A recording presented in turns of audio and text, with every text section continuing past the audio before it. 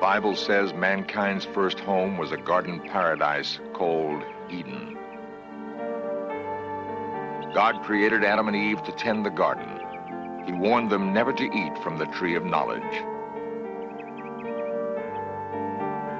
One day, a serpent hissed a jealous message to Eve. If you eat the forbidden fruit, you will become as wise as your Creator.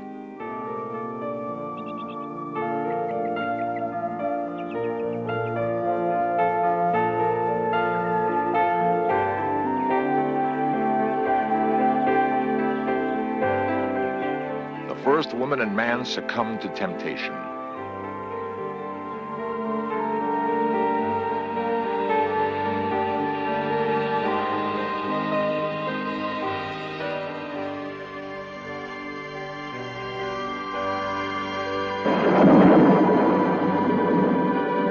God feared his creations would next eat from the tree of life. He cast Adam and Eve from the garden and gave mankind a legacy of earthly toil.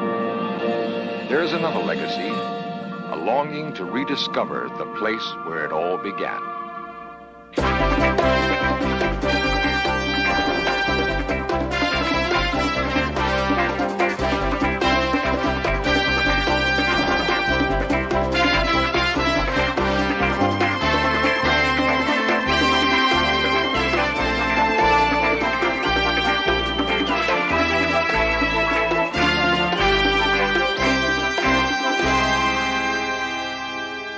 Far from the great cities of the ancient world lies a desert island. In the remote interior of the island, only sparse brush grows, and a great solitary tree. No water flows here, but the tree has existed as long as anyone remembers. The people who live on the island say it is the tree of life.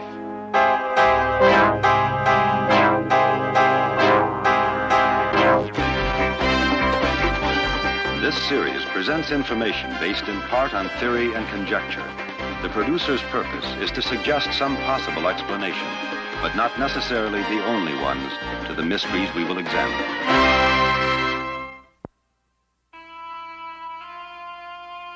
The dawn of civilization is thought to have occurred in that part of the world we now call the Middle East. The Great Pyramids of Egypt have endured nearly 5,000 years. In the epic journey of mankind, however, they are relatively recent milestones. The builders of the pyramids grappled with the same question that puzzles modern men. Where did it all begin? One answer lies in the Judeo-Christian tradition of an earthly paradise that existed somewhere in the Middle East. Biblical scholars have devoted lifetimes to interpreting the section of Genesis which describes the location of Eden.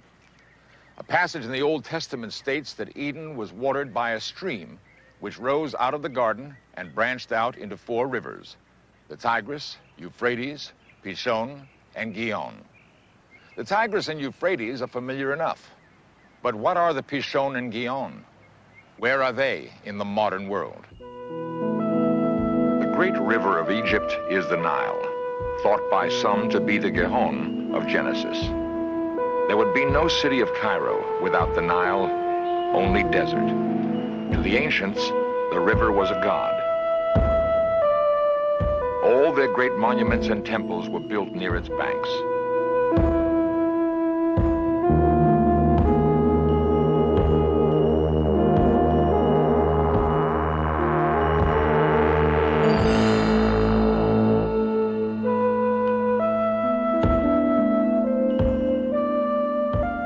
The obelisk at Karnak took nearly a decade to quarry, transport, and erect. The holiest of monuments here was not stone, however. It was the sacred pool, symbol of life in the desert. Water is a recurrent theme in all accounts of mankind's beginnings. If we assume that the Nile is the western boundary of the search for Eden, it is to the rising sun that we must look for clues to the location of the 4th river.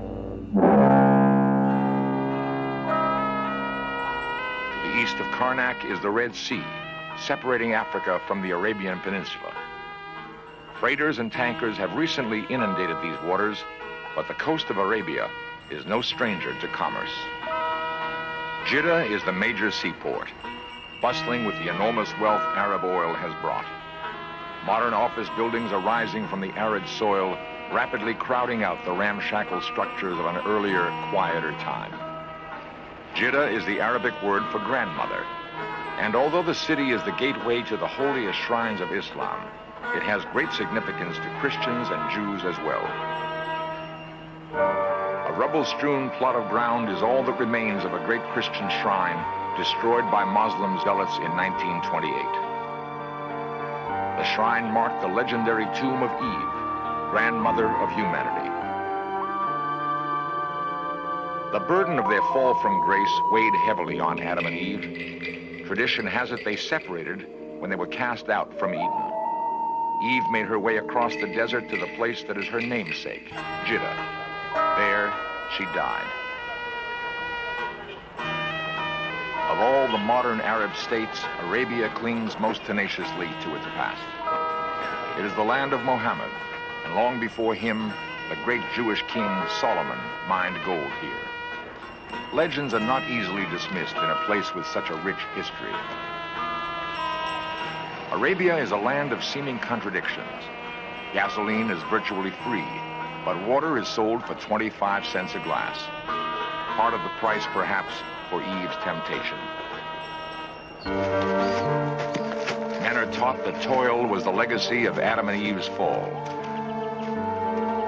The same tradition which says Eve wandered in the desert says Adam struggled in the Judean wilderness. In Judea, nomads still tend their flocks in the hills above the Dead Sea. Beyond the wilderness is Jerusalem, where the old ways are honored as they are in Jeddah.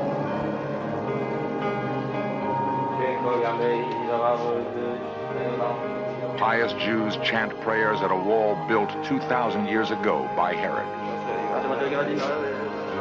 Near this sacred and ancient place, Adam is said to have emerged from the wilderness. A beautiful mosque stands above Herod's wall. It is among the most sacred shrines of the Muslim faith. The delicate Arabic script inlaid in tile is from the Quran. It tells of Muhammad's struggle to return mankind to the purity Eden represents to all faiths. The great dome of the mosque vaults an ancient place with immense religious significance. On an ancient rock, Abraham is said to have offered to sacrifice his son. Muhammad is believed to have stepped from the rock into heaven. It is also the place, one tradition says, where Adam returned to die. The persistent question remains, where is the fourth river mentioned in Genesis? The traditional resting places of Adam and Eve are east of the Nile. East of Jeddah and Jerusalem are the Tigris and Euphrates rivers. In the second millennium before Christ, that part of the world watered by the two rivers was ruled by the Assyrians. They were searching for paradise too, and may have found it in the great gulf where the Tigris and Euphrates empty. I am Ashurbanipal, king of the Assyrians. My legions are the most powerful on earth. From Mesopotamia, we strike west into Egypt and south into the Gulf of Araby. There's great wealth in the Gulf, wealth to feed my armies. But there's more. Stories of a place called Dilmun. It's said that no one dies there, and the natives pluck pearls from the ocean like dates from a palm. If there is such a place, it shall be mine. Into the Gulf, Ashurbanipal sent advance elements of his army. The scouts returned with incredible reports. It seemed there was a land called Dilmun. The inhabitants did pluck pearls from the ocean like dates from a palm. Flowers bloomed, scenting the air with their perfume. The date palms were heavy with fruit. Ashurbanipal's men had never seen such abundance. Everywhere there was greenery, lush and inviting. On a Dilmun seal, a tree flanked by two mysterious figures. The record of Ashurbanipal's expedition gives us one of the earliest indications that Adam and Eve's garden might have existed, might still exist. Thus, the key to finding Eden and the fourth river of Genesis may lie in finding Dilmun, somewhere in the Persian Gulf.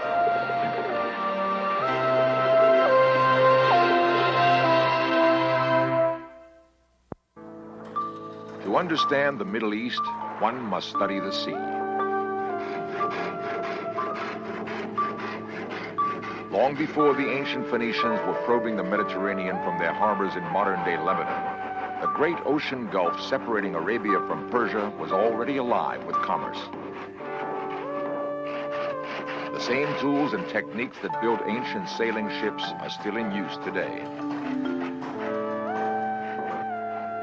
Nautical craftsmanship has been handed down through 100 generations. With little more than a saw and their memories, these men build the sturdy boats that sail the Gulf. From Arabia in the west come ships laden with date wine and spun cotton. From Persian cities in the east, the ships return with exotic vegetables and spices from India.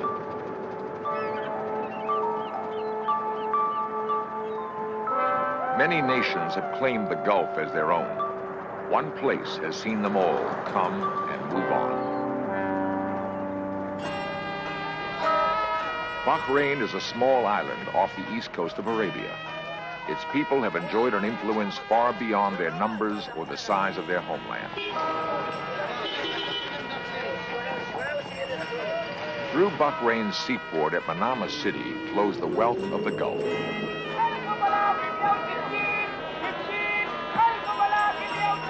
The islands have been independent only since 1971. Before that, Bahrain was a British protectorate. Before that, it was Persian. Before that, Portuguese. Many nations have ruled Bahrain, but she has always retained an exotic individuality. Perhaps nowhere else in the Arab world is there a stronger work ethic.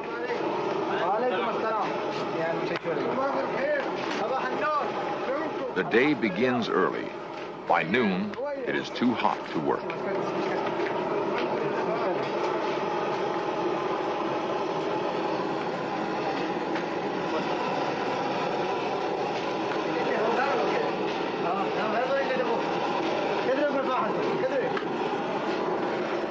Breakfast may be fresh Arab bread. A bitter green coffee is ritually shared by merchants preparing for the day. By 5 a.m., the vegetable market is ready for business. Each vendor is a specialist, selling melon from Egypt, citrus from Lebanon, or lush homegrown produce. The merchants squat in the dust, ready to bargain. It has been this way for thousands of years. Bahrain has a resiliency that allows old and new to exist in harmony. A modern refinery turns Saudi Arabian oil into gasoline. The Bahrainis have little oil themselves. They do have the ability to exploit a good thing when they see it. By being invaluable to bigger, more powerful neighbors, Bahrain assures its unique place in the world.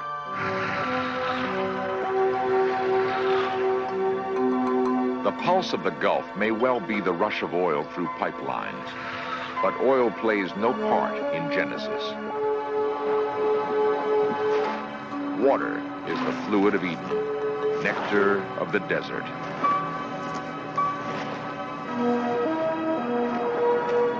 To keep decorative trees alive under Bahrain's brutal sun, they must be watered daily.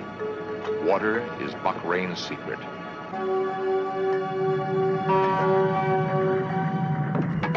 The potter's kiln is built into a huge rock mound that may tell much about Bahrain's special relationship with water. There are dozens of the large mounds on the island. Archaeologist P.B. Cornwall was the first to recognize their significance. In 1940, he dug into one of the mounds and discovered that it was a tomb, probably a royal tomb. and probably older than the Great Pyramid at Giza.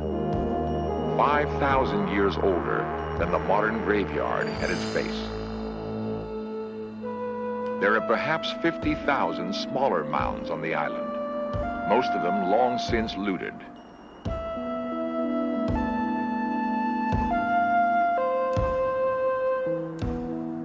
They tell us that the ancient population of Bahrain was large and affluent, rich enough to accord death a status surpassed only by the pharaohs of Egypt. And they place this lost civilization in the same millennium as the Assyrian domination of the north.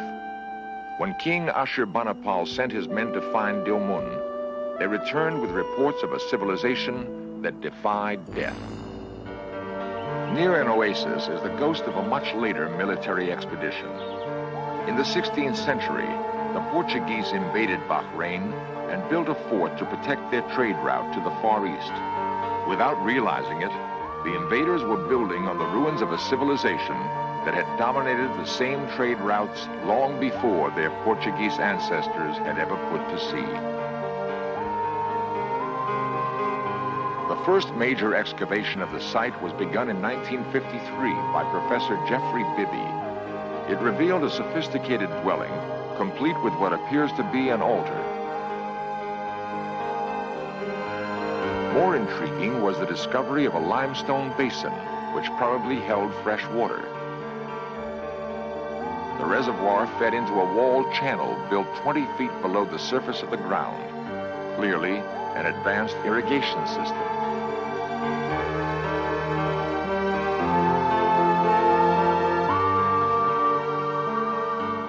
The underground water supply could be tapped from well-like chimneys constructed along the course of the channel. Bibby thought they probably served the additional function of allowing silt deposits to be removed from the waterway. Dozens of the stone chimneys appear in the desert at intervals of about 100 yards. Fresh water remains abundant elsewhere on the island, welling up from the ground to fill natural rock basins. Bahrain is surrounded by the salt waters of the Gulf.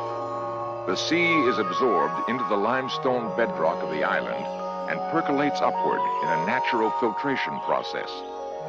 The result is the most wonderful of all things in the desert, a miracle, an oasis.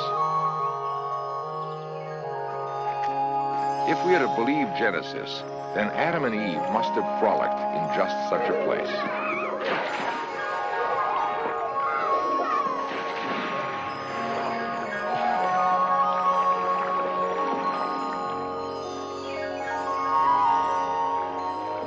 Perhaps we have found the fourth river, which the Bible says takes us to Eden.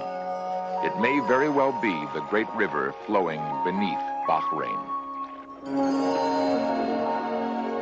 Where there is water in Bahrain, the desert explodes with life and color. If we take Genesis as a mixture of revelation and allegory, then it is likely the author had a real place in mind when he described Eden. You might have been familiar with the Sumerian legend of the semi-divine king named Gilgamesh. In search of immortality, Gilgamesh travels to the land of Dilmun. There, Gilgamesh learns that he must pursue the flower of immortality, which is found at the bottom of the sea. By eating the flower, Gilgamesh will become immortal. The story doesn't end happily. A serpent appears, steals the flower, and eats it. Man's old adversary once again robs him of everlasting life. The biblical similarities are obvious. There is more, however.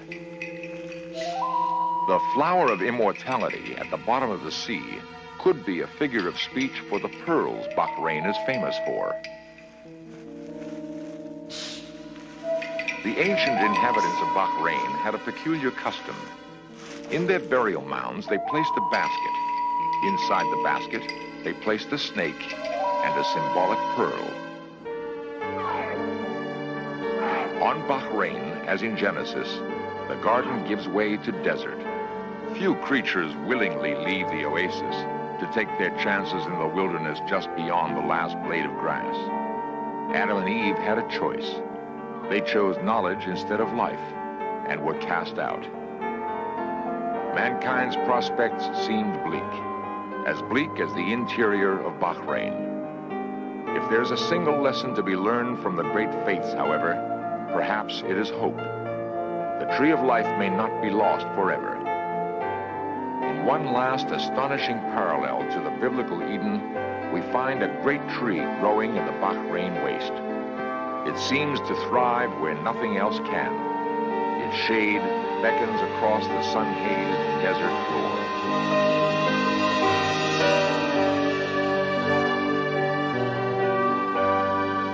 Few of the people who live on this island have ever heard of the Garden of Eden, yet they call this the Tree of Life. If we never again achieve the garden, it will certainly not be because we lost our way in our dreams.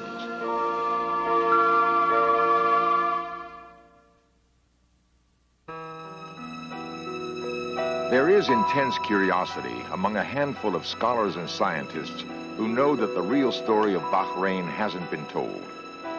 Money for archaeological work is always scarce, and what there is of it is more likely to be spent on glamour digs in Egypt. Those who work here do so out of deep commitment. Piecing together a lost civilization is not as easy as piecing together a pot. Time may be running out.